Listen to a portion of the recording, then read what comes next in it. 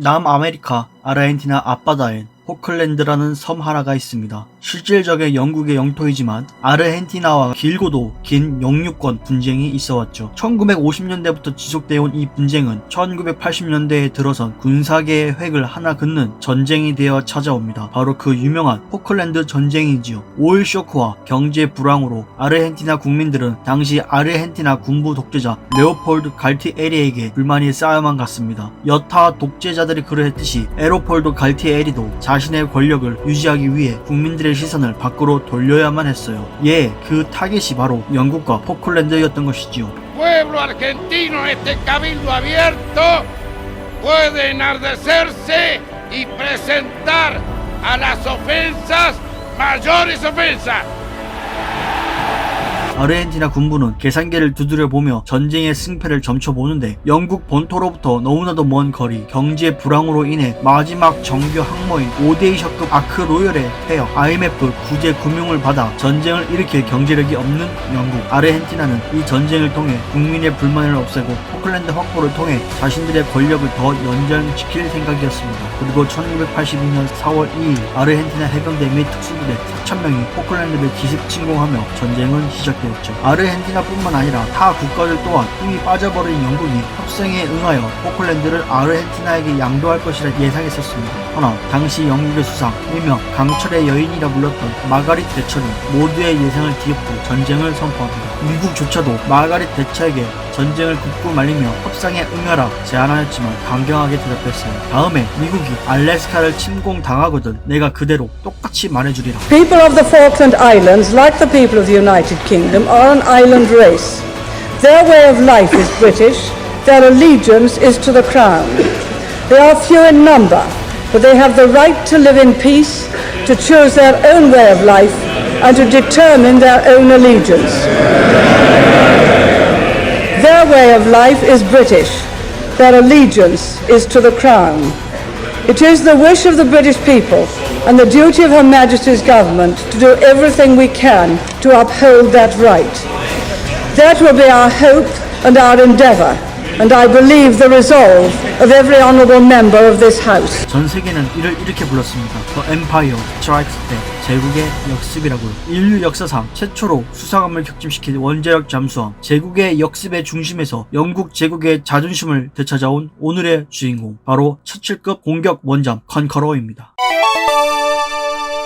50년대부터 70년대까지 전세계 무기계에는 핵 만능주의를 쫓는 국가들이 파다했습니다. 그렇게 경제력이나 기술력이 충분한 국가들에게 있어 최우선으로 갖춰야 할 무기는 핵을 쏠 무기, 그리고 핵공격을 당했을 시 보복할 수 있는 보복무기였습니다. 소련의 위협을 두려워하던 영국은 소련의 핵 공격에 보복할 수 있도록 레졸루션급 탄도탄 잠수함의 건조가 우선적으로 진행되어졌죠. 4척의 핵 공격 보복용 잠수함이 어느 정도 진척되자 비로소 공격용 원잠의 건조를 재개했습니다. 그렇게 탄생한 것이 처칠급 공격 원자력 잠수함 컨커러이죠. 배수량은 평균 5,000톤이며 MK8 충격 어뢰와 MK24 타이거 PC 선유도 어뢰를 탑재할 수 있었으며 추후엔 개조를 통해 UGM-84RN 대한미사일까지 장착할 수 있었죠. 1958년 미영 상호 방위 조약을 통해 미국의 핵 잠수함 원자력 기술을 이전받았는데 고급 자동차로 유명한 롤스로이스가 이 기술을 바탕으로 영국 원잠의 심장인 롤스로이스 PWR이라는 핵 잠수함 원자로를 개발합니다. 이 심장은 발리언트급 잠수함부터 트라팔가급 잠수함 등 수많은 영국 원잠에 사용되어졌으며 오늘의 주인공 처칠급 공격 원잠에도 사용되어졌죠. 원자로의 성능이 얼마나 뛰어난지 식량 부족이 생겨 보급을 해야 할 때를 제외하곤 모든 시간을 자망한 채로 지낼 수 있었다 합니다. 이 우수한 자망 능력은 포클랜드 전쟁에서 증명되어지는데요. 포클랜드 전쟁에서의 활약에 대해 이야기하기 전 대담전의 어려움부터 먼저 설명을 드려야 할 것 같습니다. 잠수함 한 척을 찾아 선멸하기 위해선 최소 몇 척의 수상함이 있어야 한다 생각하시나요? 수상 전력들은 일명 꼬리 잡기라는 전술을 통해 잠수함을 찾아냅니다. 음파를 쏴서 접촉물에 부딪혀 돌아오는 반사 음파를 통해 바닷속 표적을 찾아내는 게 기본적인 원리인데 잠수함뿐만 아니라 바위, 난파된 선박, 고래 같은 해양 생물 등 바닷속엔 다양한 접촉물들이 많기에 하나의 수상 전력으로는 찾기가 너무 힘듭니다. 거기다 잠수함이 계속해서 기동을 한다면 더더욱 어려워지죠. 쉬운 설명을 위해 그림과 함께 봐보시죠. 먼저 수상 전력이 한 척만 있을 때입니다. 바다 밑에 잠수함이 있는 곳으로 사라진다는 보고를 받은 수상 전력이 수정되는 방향으로 음파를 쏩니다. 그리고 반사되는 음파를 통해 적 잠수함으로 사료되는 접촉물이 포착이 되었어요. 추후 지속적인 추적을 위해 다시 소나를 쐈는데 타겟이 기동을 하기 시작했고 주변의 접촉물들로 인해 무엇이 표적인지 가늠할 수가 없습니다. 근데 여기 수상 전력들이 더 추가가 된다면 어떨까요? 모든 전력이 동시에 음파를 쐈을 때 타겟이 있는 위치에 모든 소나가 겹치는 교집점이 나타나겠죠. 하면 설사 목표물이 다른 접촉물들 사이에서 기동을 한다 하더라도 다시 음파를 쏘았을 때 교집점이 다시 잡히기 때문에 적 잠수함을 찾을 수 있게 됩니다. 만약 소나 전력이 4대, 5대 아니면 그 이상으로 더 많아진다면 더욱더 수월할 것이고요. 이를 오리잡기라 부른답니다. 하지만 이는 재래식 잠수함의 경우입니다. 원자력 잠수함의 목표물이면 이 전술 동안 무용 지물이 돼버려요. 소나는 만능이 아닙니다. 날씨가 좋지 않아 파도가 높게 치거나 수온에 차고 수심이 깊은 바다의 경우 바닷속 목표물을 찾기란 모래사장에서 바늘 찾기보다 어려운 일이지요. 거기다 재래식 잠수함보다 수배는 더 깊이 잠수하는 원자력 잠수함을 찾아라? 대잠전을 성공시킬 가능성은 0%에 수렴합니다. 이 때문에 원자력 잠수함은 원자력 잠수함으로 대응해야 한다는 말이 있는 겁니다. 자, 그러면 대잠전이 어떤 방식으로 진행되는지 알아보았으니 포클랜드 전쟁에서의 처칠급 공격 원자력 잠수함 컨커러의 활약으로 들어가 보도록 합시다. 포클랜드 전쟁이 한창이던 5월 2일 영국 해군을 포위하기 위해 아르헨티나 항공모함 베인티 싱코 데마요가 북쪽에서 접근하고 남쪽에서는 헤네랄 벨그라노 순양함이 접근해오고 있었습니다. 남쪽과 북쪽에서 포위되어 협공될 것을 우려한 영국 해군은 4월 30일부터 헤네랄 벨그라노 순양함을 컨커러 공격 원점을 통해 지속적으로 추적하기 시작해요. 당시 영국은 포클랜드 섬을 중심으로 완전 봉쇄 구역을 설정해 놓았는데 완전 봉쇄 구역 안으로 진입한 아르헨티나 해군 전력은 무조건 공격한다는 교전 수칙이었습니다. 한데 남북으로 포위망을 좁혀오던 아르헨티나 항공모함 베인티 싱코 데마요가 갑자기 항로를 틀어 모항으로 복귀하기 시작합니다. 기상 악화로 인해 함지기를 추격시킬 수가 없었기에 작전을 취소한 것이지요. 하여 남쪽에서 다가오던 헤네랄 벨그라노도 방향을 틀어 모항으로 향하기 시작했습니다. 그런데 작전이 취소됨에 따라 돌아가면서 영국군이 설정해놓은 완전 봉쇄 구역을 벗어나게 되자 이를 추격하던 컨커러 원점은 해군 본부에 통신을 날립니다. 완전 봉쇄 구역을 벗어나 수칙상 공격할 수는 없지만 공격하겠다. 헤네랄 벨라그라노 순양함은 배수량이 12,000톤이 넘는 데다 영국군 항공모함을 격침시킬 수 있는 미사일과 함포 등 치명적인 무장을 탑재하고 있었습니다. 즉 영국군 입장에서는 반드시 격침시켜야 할 목표물이었던 것이죠. 갑작스러운 월권 행위에 해군 본부는 즉각 통신 전문을 삭제했지만 함대 사령관 필드하우스 제독과 국방참모총장 테렌스 루인 제독이 마그레 대처 총리에게 승낙을 얻어 완전 봉쇄 구역을 벗어난 아르헨티나 함정에 대한 공격을 허가합니다.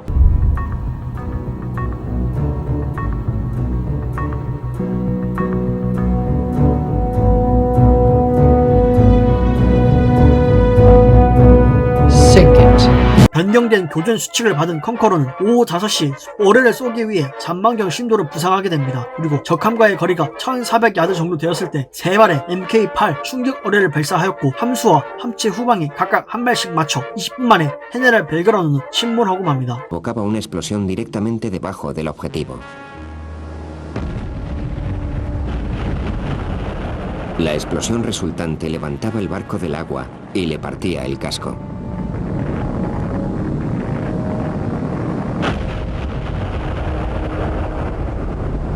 여기서 주목해야 할 점이 당시 벨그라노는 혼자가 아니었습니다. 잠수함을 잡기 위한 구축함 2척이 벨그라노를 호위하고 있었으며 이 구축함들엔 대잠 헬기 또한 탑재하고 있었어요. 즉 앞서 설명한 꼬리 잡기를 실행하고 있었다는 것입니다. 그런데 제가 뭐라 말씀드렸죠? 날씨가 좋지 않으면 잠수함을 더 찾기 어려워지며 재래식 잠수함보다 더 깊이 자망하는 원자력 잠수함의 경우 잡히는 일은 거의 불가능하다고요. 이 격침으로 벨그라노 순양함의 승무원 중 323명이 전사하였으며 이 수는 포클랜드 전쟁 중 전사한 아르헨티나군의 절반에 육박하는 수치였습니다. 충격을 받은 아르헨티나 해군은 본토에 위치한 항구를 철수한 이후 전쟁 동안 다시는 해상으로 나오지 않게 되었습니다. 이는 세계 최초이자 유일한 원자력 잠수함의 격침 전과였으며 원자력 잠수함을 대응하기 위해선 같은 원자력 잠수함으로 대응해야 한다는 명백한 증거가 되었습니다. 이로 인해 영국군은 해상권을 장악하게 되고 아무 방해 없이 포클랜드 섬의 해병대를 상륙시켜 공략할 수 있게 됩니다. 헌데 완전 봉쇄 구역 밖에 있는 적함을 격침시킨 것이 전쟁 범죄다라는 정치적 논란이 영국에 일어나게 되어 단순한 소수의 의견은 아니었던 것이 1983년 공영방송 BBC의 시사 프로그램 네이션 와이드의 생방송에 일반 시민이 출연하여 마가렛 대처에게 이 공격에 관해 따지고 들기까지 했었답니다. Mrs. Gould, your question, please.